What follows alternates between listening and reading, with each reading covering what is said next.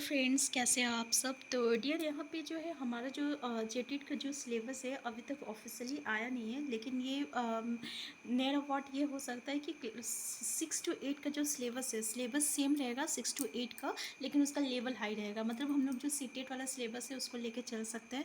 तो सबसे बेटर ये रहेगा कि हम लोग 6 to 8 के एनसीईआरटी का बुक को जो है पूरी तरीके से कंप्लीट करें। तो यहाँ पे जो है हम लोग का चैप्टर वाइज डिस्कशन हम लोग करते हैं, ठीक है ना, जिसमें हम लोग क्लास 6 से स्टार्ट किया और एक एक चैप्टर को हम लोग एक दिन में डिस्कस करते हैं और साथ में जो है हम लोग उसका एमसीक्यू भी करते हैं। तो आज का क्लास जो है ये हम लोगों का एमसीक्यू का क्लास है, जिसमें हम लोग क्लास 4 का, ठीक है ना, क्लास 4 का चैप्टर जो है हिस्ट्री का जो है उसका एमसीक्यू डिस्कस करेंगे। तो आपका हिस्ट्री का जो है आपका क्लास 6 का जितने भी चैप्टर अभी कंप्लीट हो चुका है उसका लिंक आपको डिस्क्रिप्शन बॉक्स में मिल जाएगा। स्टार्ट करते हैं आज का क्लास। तो पहला क्वेश्चन देखिए, वेदों की संख्या कितनी है? 2, 3, 4, 8। तो जैसे आपको भी पता होगा कि वेदों की संख्या जो है ये 4 है, ठीक है, सॉरी ये 3। वेदों की संख्या कितना है? ये वेदों की संख्या आपका 4 है। नेक्स्ट है आपका, आर्य लोग यज्ञों में किसकी आहुतियाँ देते थे? घी की, अनाज की, जानवरों की। तो देखिए इन सभी चीज़ों की जो है आपका आर्य लोग जो है यज्ञ की आहुतियाँ देते थे। देखिए हम लोग जब चैप्टर डिस्कस किए ना बहुत ही अच्छे तरीके से किए हैं, एक एक पॉइंट को डिस्कस किए हैं, इसलिए हम लोग यहाँ पे एमसीक्यू में ज़्यादा टाइम वेस्ट नहीं करना चाहते हैं, ठीक है ना। तो नेक्स्ट क्वेश्चन है आपका, सबसे पुराना वेद क्या है? तो देखिए 4 वेद में ऋग्वेद है, सामवेद है, यजुर्वेद है, अर्थवेद है।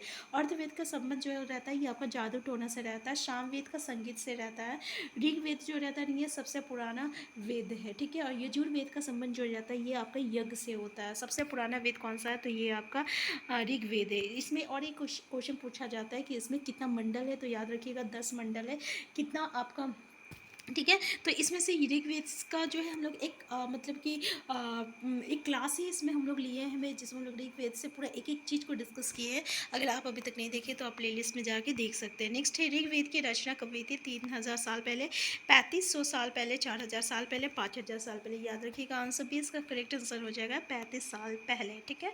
नेक्स्ट है आपका, ऋग्वेद की प्रार्थनाओं की रचना करने वाले लोग क्या कहलाते थे? पुरु कहलाते थे, आर्य कहलाते थे, भरत कहलाते थे या सभी? तो वो लोग जो है आर्य कहलाते थे। नेक्स्ट है, ऋग्वेद में वर्णित प्रार्थनाओं को क्या कहा गया है? दोहे, प्रार्थनाएं, सूक्त और छंद। तो याद रखिएगा उसको हम लोग क्या कहते हैं? सूक्त कहते हैं, ठीक है। नेक्स्ट है, वैदिक राजा के लिए धार्मिक अनुष्ठान कौन करता है? पुरोहित करता है, ऋषि करता है, संत करता है, यह सभी करता है? तो याद रखिएगा पुरोहित करता है। नेक्स्ट है, वेद किस भाषा में लिखे गए हैं? वैदिक संस्कृत में, हिंदी में, प्राकृत में, अंग्रेजी में। तो याद रखिएगा वैदिक संस्कृत में वेद जो है लिखा गया है। नेक्स्ट है, ऋग वैदिक काल में घोड़ों को किस काम में लाया जाता था? लड़ाई पे रथ खींचने के लिए, घुड़सवारी करने के लिए, पोलो खेलने के लिए, या इनमें से कोई नहीं? तो लड़ाई में रथ खींचने के लिए जो है ऋग वैदिक काल में घोड़ों को काम में लाया जाता था। नेक्स्ट है, दक्षिण भारत में किस भाषा परिवार की भाषाएं बोली जाती है? संस्कृत, द्रविड़, आर्य। तो याद रखिएगा दक्षिण भारत में जो है द्रविड़ भाषा परिवार की भाषाएं बोली जाती है। नेक्स्ट है, तमिल, तेलुगु, कन्नड़ और मलयालम किस भाषा परिवार की भाषाएं हैं? भारतीय, यूरोपीय, नेक्स्ट है द्रविड़, तीसरा ऑप्शन है ऑस्ट्रो एशियाटिक और भारोपीय।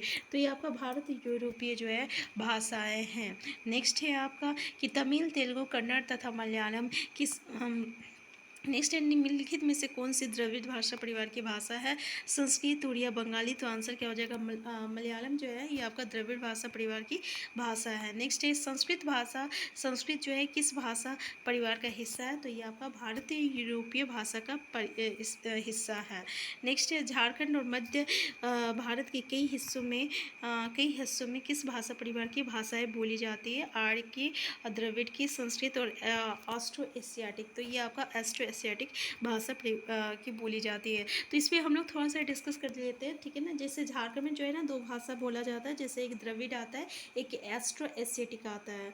तो देखिए जो अधिकतर भाषा होती है ना और अधिकतर जनजाति होती है ना ये आपका ऑस्ट्रो एशियाटिक भाषा परिवार से आती है। और सिर्फ 2 ऐसा जनजाति है, ठीक है, एक होता है आपका उड़ाव होता है और एक आता है पहाड़िया आता है, ठीक है, पहाड़िया में माल पहाड़िया हो गया, सोरे पहाड़िया हो गया, ये सब। तो उड़ाव की जो भाषा है ना ये आपका कुड्डुक है, और पहाड़िया की जो भाषा होती है ना ये आपका मालतो है।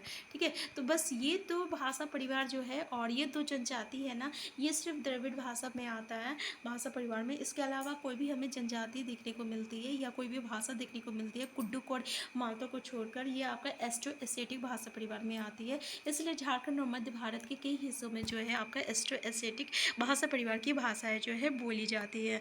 नेक्स्ट है क्वेश्चन है आपका, ऋग्वेद में किस ऋषि के सतलुज और व्यास नदियों के साथ वार्तालाप का वर्णन है? विश्वामित्र का, द्रोणाचार्य का, दधीची का या मातंग का? तो आंसर हो जाएगा आपका विश्वामित्र का हो जाएगा। ठीक है, नेक्स्ट है चरक ने कौन सी पुस्तक लिखी? चरक दर्शन, चरक संहिता, चरकांक उपयुक्त। तो चरक ने जो है चरक संहिता लिखी है।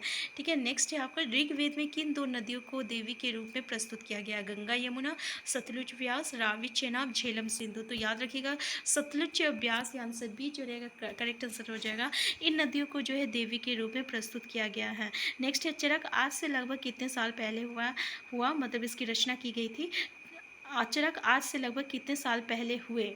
अच्छा, ये चरक के जन्म का बात किया गया है, सॉरी थोड़ा सा बोलने में मिस्टेक हो गया।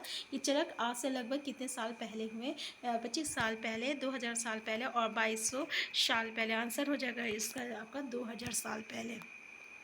नेक्स्ट है ऋग्वेद में किन दो समूहों का वर्गीकरण काम के आधार पर किया जा गया है? पुरोहित और राजा, वैश्य और शूद्र, किसान और पशुपालक, शिल्पकार और चित्रकार। तो देखिए पुरोहित और राजा, आंसर ए जो रहेगा ये इसका करेक्ट आंसर हो जाएगा।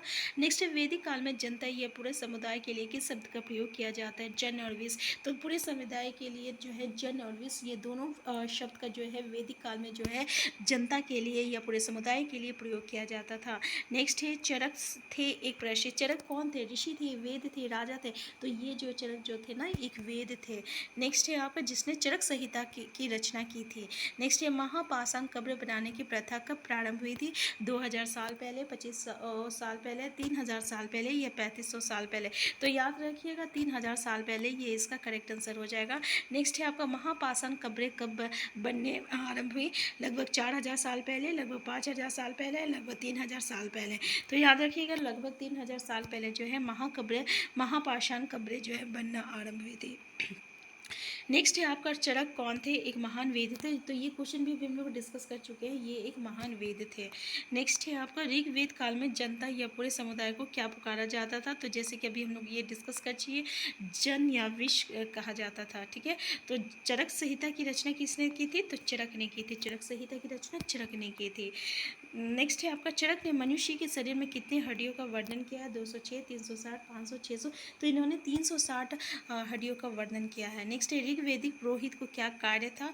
यज्ञ तथा अनुष्ठान करवाना, समाज में व्यवस्था स्थापित करना, मृतकों को दफनाना। तो यह आपका उपयोग सभी। तो यज्ञ तथा अनुष्ठान करवाना जो है ऋग्वेदिक पुरोहित का कार्य था। नेक्स्ट है आधुनिक शरीर रचना में विज्ञान के अनुसार मनुष्य के शरीर में हड्डियों की संख्या कितनी है? तो ये आपको पता होगा कि अभी आधुनिक शरीर रचना में विज्ञान के अनुसार मनुष्य के शरीर की रचना जो है 206 है, लेकिन आपका चरक के अनुसार 360 था।